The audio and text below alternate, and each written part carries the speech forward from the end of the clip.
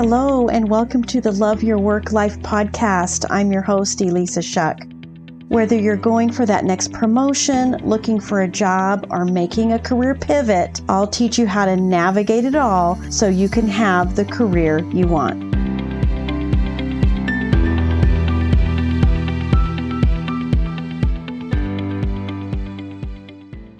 This is Love Your Work Life, episode 124. Before I get started, I want to bring you up to date on some stuff I have going on. The first one that I'm excited about all the things. Let's just leave it at that.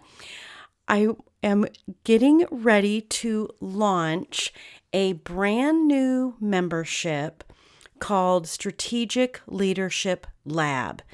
This is an exclusive membership just for middle managers. You can be a rookie middle manager, new to leading others, or you can be, someone who's been doing it a little longer, 4 years, 5 years, even a little more than that. The reason I'm launching it is because I spent a lot of time of my career in middle management.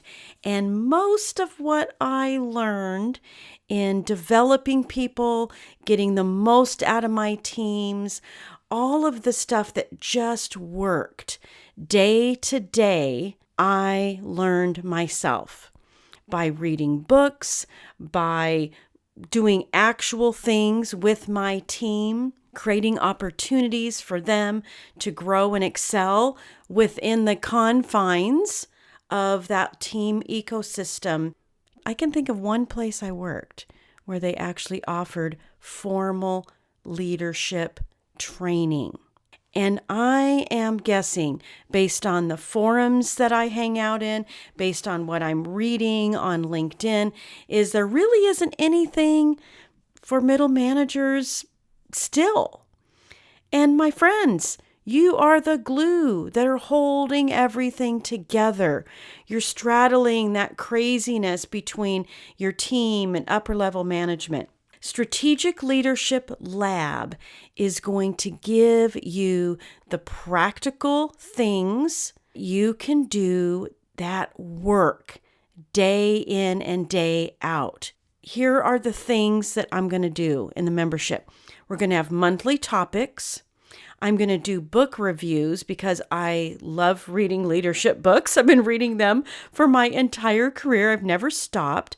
So I'm going to offer book reviews for you. We're going to have exclusive invitations to online events, and we're going to have Q&A sessions.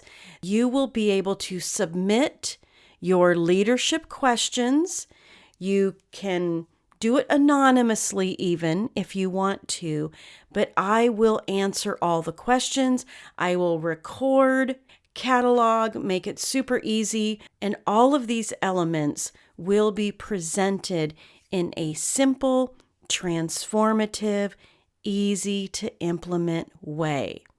This isn't a bunch of high-minded professorial theories. These are the things that I know work because I've done them. I can't wait to have you inside. The link to apply to Strategic Leadership Lab is in the show notes. And you can also, of course, visit my website, elissashuck-careercoach.com.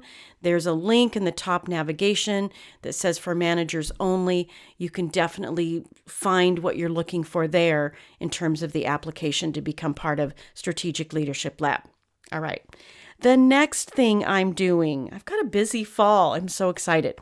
The next thing I'm doing is I'm offering a career pivot boot camp. If you want to know more details about that, follow me on LinkedIn, sign up for my email list. The link for that, for both, are also in the show notes. Would love to have you be part of this boot camp.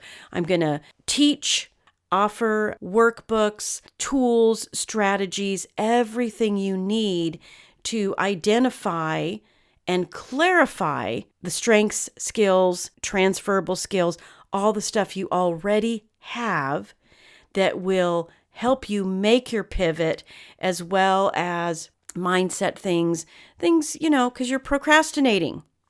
I bet you are procrastinating your career pivot. So I want to help you with all the things that I know work, because I've pivoted 3 or 4 times in my career, done it easily, successfully, by identifying the things that are meaningful, that have the crossover from where I was then to where I wanted to be. And that, my friends, is kind of a good segue actually into today's topic. It is, as of this recording, mid-September. We're heading into 4th quarter of the year. And as you know, in business, Q4, you're not only trying to wrap things up and make up any deficits or expand on any momentum you have going, you're also planning the next year. I used to do this all the time with the businesses that I was involved in. If you've ever been part of a forecasting process, it's kind of crazy. It's the kind of crazy that I really love. It's about data coming in, historical trends, competitive intelligence, market analysis. It's all the things. It's all this input that you take a look at, and then you decide if there's any clues in there about what you might do in your future. And if there's a lot of people in the room during a forecast session, it gets a little nuts. And here's why. Because there's so many voices offering input. Now, some people may have a specialization. They may look at the business a different way. And of course, I love diversity, and I love bringing in all of these different voices to contribute. And what everyone's really trying to figure out with all of that input is what's realistically possible. And I know this because I've actually lived on both sides of the forecast equation. For a while, I was in a sales role, and I was always leaning towards optimism, that what we could do, what was possible, was always a little more than later, when I was on the supply chain of things and had to actually be responsible for placing those production orders. I would get a little more conservative and a little more reserved with the forecast. When you're trying to figure out what you want with your career and where you want to go from here, when you are forecasting your future, I want you to be on the sales and marketing side. I want you on the side of optimism, chasing the impossible. Here's how you do that. Don't let a lot of voices in the mix. The only voice I want you allowing is the voice of possibility. Instead of questions and evaluating data and looking at the past, the only questions I want you asking in the process of moving towards what you want and forecasting your future are questions like, what would I need to believe about myself to make this happen, make the pivot, go for the promotion? The input is all about helping you feel better so that you will be motivated to make decisions and take action. Your past, a decrease year, if you want to put it in retail terms, does not determine what's possible for you in your future.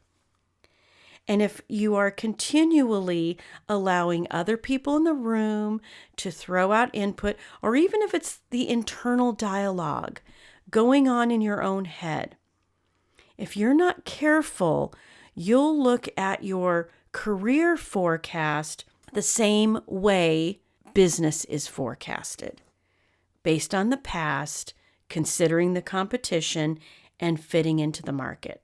That has zero relevancy to what's possible for you.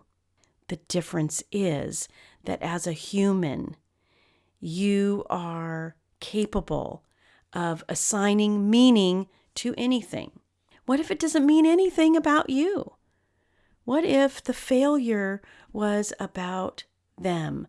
What if the value that you were able to extract from a failure, from a downtime, from a layoff was exactly what you need to create the future that you're forecasting for yourself? I have an experience in my own life. Started to work for a company. It was a career pivot.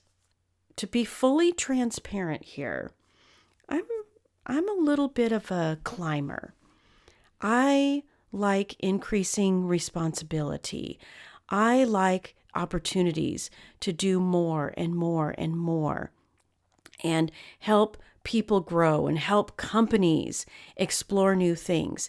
And it wasn't very long after landing this role that I figured out, okay, I am probably not going to have those kinds of opportunities inside this organization.